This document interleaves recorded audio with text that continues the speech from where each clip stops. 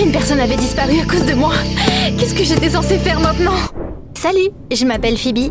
Contrairement à mes camarades de classe qui dormaient, mangeaient et allaient même à la douche avec leur téléphone, je n'ai pas posté une seule photo. Je n'ai pas liké un seul post. Et je n'ai même pas appelé un ami pour discuter d'un film au cours des 3 dernières années. Parce que je ne regardais pas de film. Je vivais dans un monde qui était différent de celui auquel tu es habitué. Laisse un like, abonne-toi à la chaîne et écoute mon histoire. Mes parents géraient une grosse entreprise. Enfin, c'était avant ça. Quand j'étais jeune, je conduisais ma propre petite voiture à notre cinéma personnel pour regarder mes dessins animés préférés. Pourquoi est-ce qu'on était aussi riches? Eh bien, j'ai découvert beaucoup plus tard que mes parents avaient gagné une tonne d'argent en coupant des forêts et en faisant de l'immobilier pas tout à fait légal. Pas cool, hein? C'est ce que disaient les éco-activistes aussi. Et ils ont poursuivi mes parents en justice, qui ne les ont pas pris au sérieux. Ah, c'est comme ça que tout a commencé. Le tribunal a imposé une amende tellement énorme à mes parents qu'ils ne pouvaient même pas la payer. Imagine l'horreur! On a tout perdu! Nos voitures, maisons, ordinateurs et tous mes jouets! Ça aurait été plus facile si on avait eu de la famille ou des amis, mais on n'avait nulle part où aller. Bref, on s'est retrouvés à la rue. Papa, maman, il s'est passé quoi? Tout ira bien, ma chérie. Mes parents ont commencé à chercher un endroit où passer la nuit gratuitement et ont trouvé une communauté forestière. Il y avait des gens qui vivaient dans une colonie dans la forêt, cultivaient des plantes, menaient le mode de vie le plus respectueux de l'environnement possible. Et oui, ils n'avaient même pas de téléphone, vu qu'il n'y avait même pas de réseau de toute façon. Oh, je veux planter autre chose! C'est vraiment super beau ici! Il a fallu y vivre une semaine pour que mes parents réalisent que ça faisait des années qu'ils polluaient la nature pour gagner leur fortune. Et ils ont décidé de se faire pardonner. Je me suis peu à peu habituée à une vie sans internet ni téléphone. Ça me manquait pas vraiment pour être honnête. Un jour, je marchais à la périphérie de la forêt quand j'ai vu des gars de mon âge. Ils essayaient de détruire une fourmilière, donc j'ai décidé de les faire fuir. Hé, vous là! Vous faites quoi? Je suis un esprit de la forêt et vous n'êtes pas les bienvenus ici. Partez! T'es de la communauté forestière, c'est ça? Je savais bien que vous étiez tous fous là-bas. Ah, le mec s'est présenté comme étant Mike. Et il a dit que son père avait acheté la terre où on était et qu'il construisait bientôt un centre commercial. Quelle horreur! Je ne l'ai pas cru et j'ai couru rejoindre ma famille. C'est là que j'ai appris qu'il disait la vérité. C'était le chaos pour notre communauté. Le père de Mike louait des chambres dans une auberge pour les résidents de notre communauté. On était censé déménager dans 1 mois pour que l'exploitation forestière et la construction puissent commencer. Calmez-vous, mes amis. J'ai un plan. Mes parents ont expliqué à tout le monde que des éco-activistes les avaient mis en faillite il y a quelques années. Et ils ont suggéré qu'on se retourne vers eux pour avoir de l'aide. Mais en attendant, on devait rester à l'auberge. J'ai été choquée quand j'ai vu comment les gens vivaient en ville. Il y avait tellement de déchets et de voitures qui polluaient partout. Je détestais surtout les supermarchés. Je me suis perdue dans une allée avec des produits lavants. Je rigole même pas, mais j'ai même un peu pleuré parce que je retrouvais pas mes parents. Pourquoi il y a autant de poudres différentes? Ils ne pouvaient pas laver leurs vêtements avec du sable comme les gens normaux? Pff, bref. Tout le monde s'en fichait de l'environnement. Pourquoi il y avait autant de plastique partout? Oh, les fenêtres de ma nouvelle chambre donnaient sur une usine et sur une autoroute. Donc c'était toujours bruyant et l'air était vraiment pollué. Je n'arrivais pas à m'endormir sans entendre les sauterelles que j'aimais tant. Les sirènes et le rugissement des moteurs me gardaient réveillée. Ça n'allait pas mieux à l'école non plus. Comment est-ce que j'aurais pu deviner que tout le monde avait des manuels électroniques maintenant? On se faisait toujours interroger en classe et on était censé utiliser nos smartphones pour ça, mais je continuais à lever la main comme une abrutie. Puis je comprenais pas du tout la programmation. C'était du grec pour moi. Non, c'est une mauvaise comparaison. J'avais plus de chances de comprendre le grec que de coder. Comment est-ce que j'allume ce machin? Waouh! C'est pas le pingouin qui glisse le plus loin. La technologie avait tellement évolué en 3 ans que je la reconnaissais à peine. On peut déverrouiller le téléphone avec son empreinte digitale. Reconnaissance faciale? Il y a quelques années, je connaissais même pas tous ces mots. Bref, mes camarades de classe n'arrêtaient pas de se moquer de moi et de m'éviter. Comme si ça ne suffisait pas, Mike, le fils de la personne qui avait décidé de détruire notre communauté forestière, était dans ma classe aussi. À ma grande surprise, il s'est tout de suite approché de moi pour me présenter ses excuses. Il a dit que c'était les affaires de son père, donc qu'il ne pouvait pas vraiment y faire quoi que ce soit. Si seulement je pouvais sauver la forêt. Mais c'est inutile de parler à mon père. Dès qu'il y a un problème, il utilise juste son argent pour s'en débarrasser. C'est devenu mon seul ami. Incroyable, non? Avec Mike, on est parti faire une promenade après les cours et il m'a montré un jeu en réalité augmentée auquel tout le monde jouait. Le joueur était censé chercher différents personnages, les attraper, puis prendre soin d'eux. J'étais ravie. Tout se passait bien, puis Mike a commencé à me poser des questions bizarres d'un coup. Dis-moi, Phoebe, c'était qui ces éco-activistes qui ont ruiné ta famille? J'étais petite, donc je ne me souviens pas de grand-chose. Un jour, j'ai présenté Mike à mes parents. On a bu du thé qu'on avait cultivé nous-mêmes, et on a parlé de plein de choses. Waouh, je n'ai jamais bu un thé aussi bon.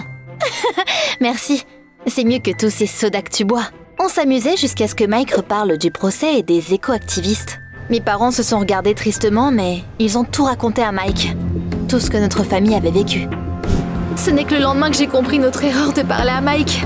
Notre communauté forestière avait une réunion, et j'ai découvert que le père de Mike avait géré son problème d'éco-activiste. Il avait compris leur stratégie apparemment, et il s'en était débarrassé. J'ai tout de suite compris que Mike m'avait trahi, et qu'il avait tout dit à son père. J'ai décidé de ne plus jamais parler à Mike. Mais il a commencé à me suivre.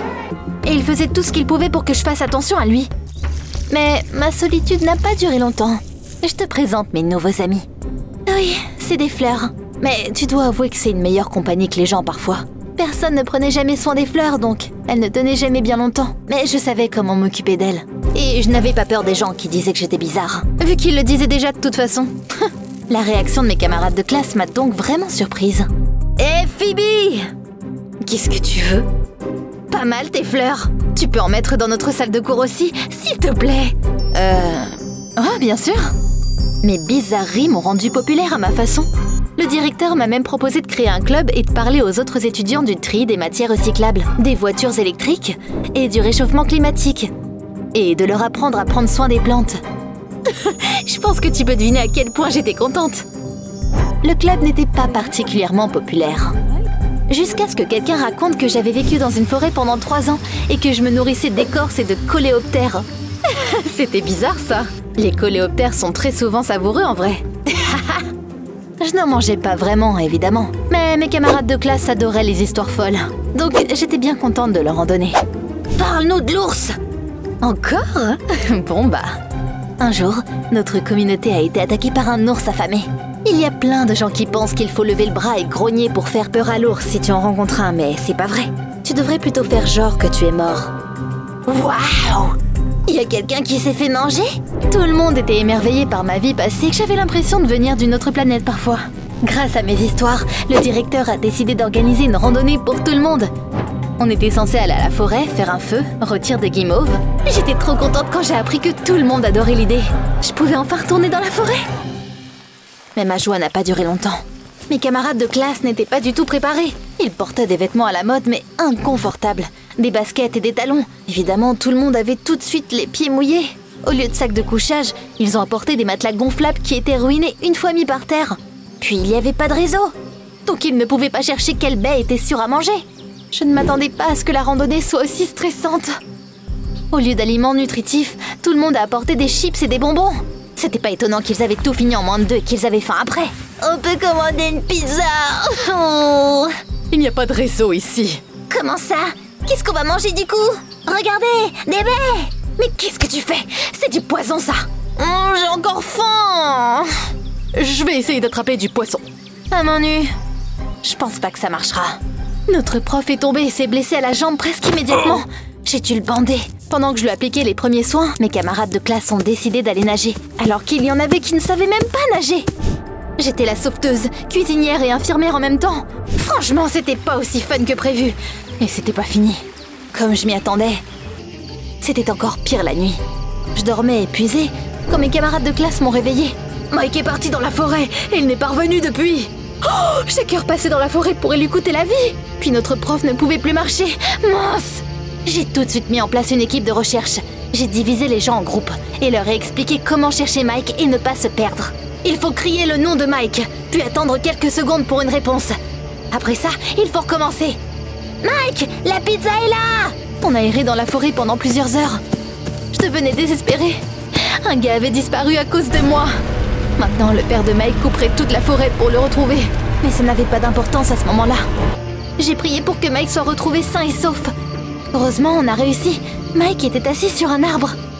Mike, on est là! Descends! Non! Mais pourquoi? Je sais pas comment faire. J'ai dû grimper jusqu'à lui. Quand je me suis assise sur une branche à côté de lui, Mike m'a serré dans ses bras. Phoebe, je n'ai rien dit à mon père, je te le promets. Je voulais t'aider honnêtement. J'ai même dit à tout le monde de rejoindre ton club. Ok Mike, je te crois. Mais comment est-ce que t'as fini ici? Je voulais jouer à ce jeu dont je t'ai parlé. Et j'ai essayé de trouver du réseau. Je vais le supprimer. J'aurais pu rester ici pour toujours à cause de ça. Oh, viens, on descend, je vais t'aider. C'était pas facile, mais Mike a réussi à descendre.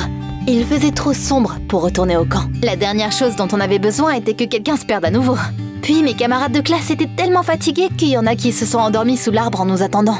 J'ai décidé de faire des tentes pour qu'on puisse y passer la nuit. 3 ans de vie dans la communauté forestière m'avaient préparé à toutes choses possibles et imaginables. Sauf pour les cours de programmation, bien sûr. Le matin, on est revenu à notre campement, puis à la ville. J'étais en train de tout raconter à mes parents inquiets quand le père de Mike a toqué à notre porte. J'étais terrifiée. Après tout, c'était de ma faute si on était parti camper. Et Mike avait passé la moitié de la nuit sur un arbre. Phoebe, je suis venue te remercier pour tout ce que tu as fait. Quoi? Mike m'a dit que tu avais organisé une équipe de recherche pour le retrouver. Grâce à toi et à tes connaissances, mon fils est en vie et en bonne santé. On peut croire qu'il n'y a rien de plus important pour moi que mon argent et mes affaires, mais en réalité, je ne vis que pour mon fils. Apparemment, Mike m'avait vraiment pas trahi. Et son père était au courant pour les éco-activistes parce que... ils étaient avec eux avant. Il faisait partie de ces gens qui avaient mis ma famille en faillite, il y a quelques années. Il avait ensuite décidé de trahir ses convictions pour l'argent, vu que l'activisme ne payait pas bien. Le père de Mike voulait que son fils ait les meilleurs smartphones et ordinateurs, ainsi que la possibilité d'aller dans une bonne école. Je ne détruirai pas la communauté forestière. Elle a fait de toi, Phoebe, la personne incroyable que tu es aujourd'hui. J'ai arrêté la construction du centre commercial. Waouh, j'arrivais pas à en croire mes oreilles. J'avais juste fait ce que j'aimais le plus, et ça m'a aidé à rentrer chez moi. Quelques jours plus tard, les habitants de notre communauté sont revenus dans la forêt. Mais j'ai décidé de continuer d'aller à l'école, parce que c'était la seule façon d'aller à l'université et de devenir écologiste. Toutes ces aventures m'étaient arrivées pour une bonne raison. Maintenant, je savais ce que je voulais faire pour le reste de ma vie. D'ailleurs, la randonnée m'a rapprochée de mes camarades de classe et maintenant, j'ai beaucoup d'amis.